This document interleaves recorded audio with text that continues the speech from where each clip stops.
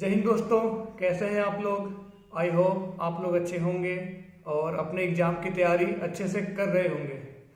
दोस्तों, कल एक बहुत ही अच्छी न्यूज़ आई है, आप लोगों को पता ही होगा। एसबीआई जूनियर एसोसिएट का नोटिफिकेशन आउट हो चुका है और इस बार अच्छी वैकेंसी है, लगभग 8000 प्लस वैकेंसी है। तो ये वैकेंसी जो आई है बहुत ही अच्छे मौके पर आई है। तो इसके रिगार्डिंग मैं एक वीडियो बनाऊंगा, स्ट्रेटेजी वीडियो। लेकिन इस वीडियो में मेनली हम लोग बात करेंगे आरबीआई असिस्टेंट एग्जाम के बारे में, जो कि हमारा कल और परसों 2 दिन है। तो आप लोग कमेंट में बताइएगा जरूर कि आपका किस शिफ्ट में है और कौन से दिन में है। इस वीडियो में हम लोग ये बात करेंगे कि कितना अटेम्प्ट हम लोग का सेफ रहेगा और कितना कट ऑफ जा सकता है। हम लोगों को कितना अटेम्प्ट करके आना चाहिए मिनिमम, कम से कम। मैक्सिमम की बात नहीं कर रहा हूँ, मैक्सिमम तो आप 100 ही करेंगे। तो मेरे हिसाब से आपको 90 प्लस स्कोर करना चाहिए। और करना क्या चाहिए आपको, तो 90 प्लस करना ही पड़ेगा, क्योंकि इसकी जो कट ऑफ जाती है वो अप्रोक्स 80 से एबव ही रहती है। कोई भी स्टेट में ये इसका जो कट ऑफ होता है वो 80 और 90 के बीच में होता है। लेकिन इस बार ऐसा लग रहा है कि इसका जो कट ऑफ है वो और हाई जाएगा। ऐसा इसलिए क्योंकि वैकेंसी इस बार आधी है पिछले साल के मुकाबले। पिछले साल इसकी जो वैकेंसी आई थी वो लगभग हमारे 936 या 900 समथिंग था, और इस बार 450 वैकेंसी ही है। वैकेंसी आधी हो गई है। तो इसके ये होंगे, इसके रिजल्ट ये होगा कि जो हमारे कट ऑफ है वो 2-3 मार्क्स ऊपर चल जाएंगे। तो इसका जो कट ऑफ है वो हमारा 80 के ऊपर ही जाएगा। अब कट ऑफ जब 80 के ऊपर जाएगा तो हम लोगों को अटेम्प्ट कितना करना होगा, तो हम लोगों को अटेम्प्ट मिनिमम 90 करना होगा, मिनिमम। और आप मैक्सिमम 100 का 100 आउट ऑफ 100 ही अपना टारगेट लेके चलिए। और ये 90 प्लस स्कोर करना डुएबल है। आरबीआई असिस्टेंट में बहुत आराम से आप कर सकते हैं अगर आपकी प्रैक्टिस अच्छी है तो। क्योंकि इसका जो एग्जाम का लेवल होता है वो बैंकिंग सेक्टर में सबसे आसान होता है। इससे आसान एग्जाम बैंकिंग सेक्टर में है ही नहीं। इसका जो आपका रीजनिंग पूछा जाता है, मैथ, ये क्वांट जो है, इंग्लिश है, ये बहुत ही लो लेवल का पूछा जाता है। तो आप इसमें 100 अटेम्प्ट कर सकते हैं। ये लोग आपको कोई अभी हम बोल रहे हैं कि 90 प्लस स्कोर करना ही होगा, तो आप लोग ये भी सोच रहे होंगे कि पागल है क्या, 90 प्लस स्कोर करना इतना आसान थोड़ी है। आप लोग ये देखिए कि इसका पेपर जो है आप पिछले बार दिए, अभी कुछ दिन पहले ही दिए एसबीआई पीओ, उसके पहले आईबीपीएस पीओ, तो उससे इसका लेवल बहुत लो रहेगा। अभी हम लोग का जो पजल था रीजनिंग में आईबीपीएस पीओ में, वो उतना सोल्व नहीं हो पा रहा था, टाइम टेकिंग था, उसमें वेरिएबल था। लेकिन इसमें आपका वेरिएबल रहेगा नहीं, जो पजल रहेंगे बहुत वन लाइनर टाइप के रहेंगे। तो मैं बताऊंगा अभी पूरा सब्जेक्ट वाइज कि आप लोग कैसे अटेम्प्ट करें और कितना अटेम्प्ट करें और किस टाइप से ये क्वेश्चन आते हैं। तो सबसे पहले अगर हम लोग बात करें यहाँ पे रीजनिंग सेक्शन की, तो रीजनिंग में आप 35 आउट ऑफ 35 कर सकते हैं और आपका 1 से 2 मिनट टाइम भी बच जाएगा। पेपर इतना आसान आएगा। पेपर में क्या आएगा, पेपर में जनरली आपके 3 से 4 पजल, यानी कि 15 से 20 मार्क्स के आपके पजल आएंगे। और जो पजल आएंगे वो 2 से 3 लाइन के होंगे विदाउट वेरिएबल। और आपके सिंगल पॉसिबिलिटीज, एक पजल ऐसा होगा जो जिसमें आपको 2 पॉसिबिलिटी लेनी पड़ेंगी, या तो सिंगल पॉसिबिलिटी में आपकी बन जाएगी, लेकिन आपको फंसना नहीं है। अगर आप प्रैक्टिस किए होंगे अच्छे से तो आप 17 से 18 मिनट में ये क्वेश्चन सोल्व कर लेंगे। पूरा रीजनिंग का पेपर इतना इजी आता है। तो आपको सिर्फ अपना एक्यूरेसी मेंटेन करना है और स्पीड में क्वेश्चन बनाना है। आप 18 से 19 मिनट में ही रीजनिंग में 35 कर लेंगे। बैंकिंग स्टूडेंट का लगभग रीजनिंग हमेशा से स्ट्रॉन्ग सब्जेक्ट ही होता है। डिफिकल्ट सब्जेक्ट होता है बहुत लोगों का मैथ, और मैथ में होता है अरिथमेटिक और इंग्लिश होता है। तो अगर इंग्लिश की हम लोग स्ट्रेटजी की बात करें कि इंग्लिश हम लोग कैसे अटेम्प्ट करें, तो सबसे पहले इंग्लिश का जो लेवल होगा वो तो नॉर्मल ही होगा कि आपको आरसी पूछा जाएगा, एरर डिटेक्शन पूछा जाएगा, फिल इन द ब्लैंक्स पूछा जाएगा, अरेंजमेंट, यही सब पूछा जाएगा। लेकिन इसका लेवल बहुत ही ईजी रहेगा। जो आपको वहाँ पर वर्ड मिलेंगे उसका आप मतलब मीनिंग जान रहे होंगे, क्योंकि वो मीनिंग एकदम पूरा नॉर्मल वर्ड, जैसे आपको दे देगा टिप्स का सिनोनिम बताओ, सजेशन का एंटोनिम बताओ, इतना इजी इजी पूछ देता है। तो इस टाइप का लेवल रहेगा। तो आपको क्या करना है कि सिर्फ इंग्लिश में आपको एक्यूरेसी पे फोकस करना है। अगर पिछले वाले एग्जाम में एसबीआई में आईपीएस पीओ में आप 15 बना रहे हैं, 18 बना रहे हैं, 20 तक ही बना रहे हैं, तो इसमें ये काम नहीं चलेगा।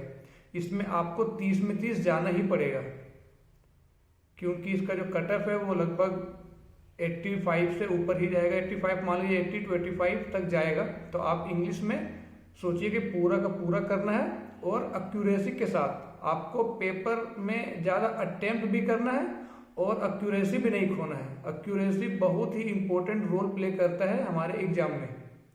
तो इंग्लिश में आप ये सोचिएगा कि आपको 30 में 30 करने हैं, क्वेश्चन इजी आएंगे, आपने प्रैक्टिस करा होगा। अब आप कुछ नहीं कर सकते हैं, आपको सिर्फ ये सोचना है कि हम 30 में 30 कैसे अटेम्प्ट करें इंग्लिश में, और नो डाउट ये हो जाएगा। ये पेपर इसलिए हो जाएगा, इसका कट ऑफ अगर जा रहा है हमारा 85 90, तो पेपर भी उसी टाइप का होगा। ठीक है, पेपर भी उसी टाइप का उतना ही इजी पूछेगा, ताकि आप उतना अटेम्प्ट करें, तब तो उतना कट ऑफ जा रहा है ना। तो ये आप सोच के हेडेक मत ले लीजिएगा कि मैं तो आईपीएस पीओ एसबीआई पीओ में 60 ही कर रहा था, 50 ही किया, 55 ही किया, इसमें मेरे को 90 प्लस स्कोर करने हैं। तो आराम से हो जाएंगे, क्योंकि पेपर बहुत ही आसान पूछा जाता है। ये मैं बार बार इसलिए बोल रहा हूँ कि पेपर आसान पूछा जाता है, क्योंकि बहुत लोग ना इसका कट ऑफ देखकर ही घबरा जाते हैं कि 90 चल जाता है, कहीं कहीं 85 चल जाता है, 87 चल जाता है, 83 चल जाता है। तो इस बार अगर पिछले बार इसी बार का मैं झारखंड से हूँ, तो झारखंड का जो आईपीएस कलर का इस बार कट ऑफ गया था जनरल का, वो 83 पॉइंट समथिंग गया था। जब आईबीपीएस कलर का 83 पॉइंट समथिंग जा सकता है, तो आरआरबी का जाएगा ही, आरबीआई असिस्टेंट का तो जाएगा ही। और आरबीआई असिस्टेंट का जो पेपर रहेगा वो आपका आईबीपीएस कलर से भी काफ़ी इजी रहेगा। तो आप इंग्लिश में 35 में 35 अटेम्प्ट करके आइएगा। 2-4 नंबर आपका एक्यूरेसी वहाँ नहीं रहता इंग्लिश में, तो 2-4 आप इधर उधर लेके जा सकते हैं, लेकिन कोशिश करिएगा कि एक्यूरेसी अच्छा रहे। अगर आपने अच्छा प्रैक्टिस किया होगा तो वहाँ पर आप कर लेंगे।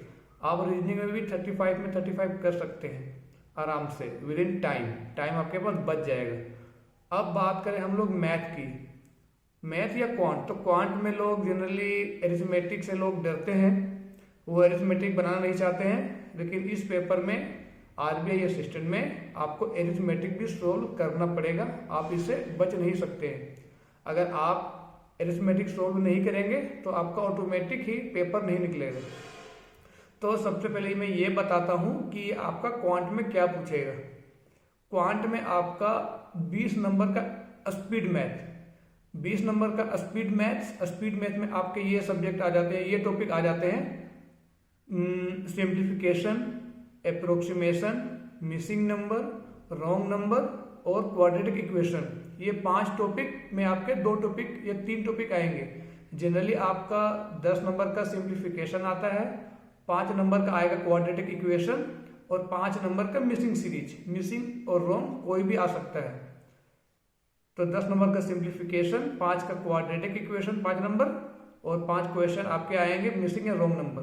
तो 20 नंबर आपके ये स्पीड मैथ हो जाएंगे, जो आप आराम से 7 से 8 मिनट में, 10 मिनट मैक्सिमम 10 मिनट में आप कर लेंगे, पहले ही कर लेंगे। बहुत इजी क्वेश्चन रहेगा, देखते ही आपको पेन उठाने की भी जरूरत नहीं पड़ेगी। 10 सिंप्लीफिकेशन करने में आपको मैक्सिमम 3 मिनट या 4 मिनट लगेंगे और आराम से हो जाएंगे। फिर आपका एक डीआई पूछेगा, और डीआई भी उसका जो डेटा रहेगा वो डेटा डायरेक्ट गिवन दिए रहेंगे, आपको निकालना नहीं पड़ेगा कि मेल का इतना % दे दिया है, टोटल का दे दिया है, फिर फीमेल का निकालना के लिए रेशियो दे दिया है, इतना नहीं देगा। PQ ABCDE ऐसा करके दे देगा, 5 शहर या कुछ भी होगा, उस पर आपको डेटा एकदम नॉर्मल से गिवन दिए रहेगा और निकालना भी पड़ेगा परसेंटेज वाइज। तो ये भी पूरा फुल परसेंटेज में रहेगा, 20% निकालने बोल देगा, 30% निकालने बोल देगा। इसका डेटा बहुत ही सिंपल रहेगा और आप आराम से ये भी 3 से 4 मिनट में कर लेंगे और क्वेश्चन भी इसका आराम से ही हो जाएगा। अब अगर हम लोग बात करें क्वांट में एरिथमेटिक की, जिसे लोग डरते हैं, तो इसमें उतने डरने की बात नहीं है। एरिथमेटिक जो आपका आरबीआई असिस्टेंट में पूछा जाएगा वो एकदम बेसिक लेवल के पूछे जाएंगे। जैसे अगर आपने कोई टॉपिक पढ़ा है, जैसे मान लीजिए टाइम एंड वर्क आप पढ़ रहे हो, तो टाइम एंड वर्क का जो सबसे बेसिक रहता है, एफिशिएंसी बेस्ड दे दिया है, मेन और वुमेन का कैपेसिटी के हिसाब से दे दिया, या फिर ए और बी इतने दिन में काम करते हैं तो दोनों मिलकर कितने दिन में करेंगे। इसी टाइप से क्वेश्चन एकदम बेसिक लेवल के पूछे जाएंगे। तो अगर आपका कॉन्सेप्ट क्लियर है तो अरिथमेटिक भी आप वहां पर 30 से 40 सेकेंड में एक एक क्वेश्चन आप सोल्व कर पा रहे होंगे। लेकिन इसके लिए क्वांट में आपका प्रैक्टिस होना चाहिए, और आपके पास तो अब टाइम नहीं बचा है, तो जितना हुआ है उतना ही सोचिए। जितना हो सके आप मैक्सिमम की मैक्सिमम पेपर में अटेम्प्ट करने की कोशिश करें। मैक्सिमम अटेम्प्ट तो आप टारगेट रखें कि आपको 100 में 100 अटेम्प्ट करके ही आने हैं। कल देखिएगा, कल मेरा भी एग्जाम है इवनिंग शिफ्ट में 4 बजे से, तो मैं आके अपना सेल्फ गिवन एग्जाम एनालिसिस दूंगा। मेरी भी थोड़ी तबीयत खराब थी तो मैं उतना अच्छा प्रैक्टिस नहीं कर पाया हूँ, लेकिन आई होप कि पेपर वहाँ मैं अच्छे से कर पाऊँ। तो यही सब था।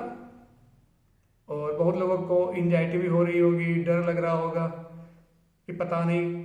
बहुत लोग तो क्या करते हैं, 2 साल 3 साल से इसका वेट कर रहे, मतलब कि तैयारी करते हैं, क्योंकि बहुत मुश्किल है निकालना इसको। कट ऑफ बहुत हाई जाती है, सीट कम होते हैं, तो इसलिए लोग को टाइम लग जाता है। तो वो लोग जिनके 2-3 साल हो गए हैं वो लोग थोड़ा एंजाइटी फील कर रहे होंगे, थोड़ा स्ट्रेस होगा उनको। तो स्ट्रेस लेने की कोई ज़रूरत नहीं है, पेपर ईजी ही आएंगे। आप लोग ने अच्छे से प्रैक्टिस किया है, आराम से कर लेंगे पेपर, आपका पेपर निकल जाएगा।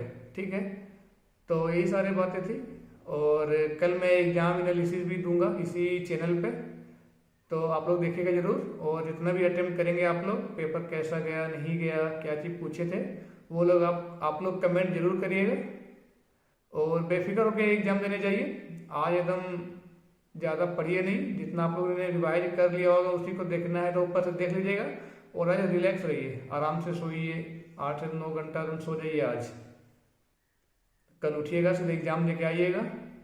परसों मैच देखिएगा, इंडिया और ऑस्ट्रेलिया का फाइनल। और मंडे से आप लोग SBI कलर के लिए लग जाइएगा एकदम खतरनाक तरीके से। मैं भी लगूंगा, और मैं भी अपना टू डू लिस्ट डालूंगा कि मैं क्या पढ़ रहा हूँ, कहाँ से पढ़ रहा हूँ, कितना घंटे पढ़ता हूँ, या मैं भी रेगुलर बेसिस पे डालूंगा।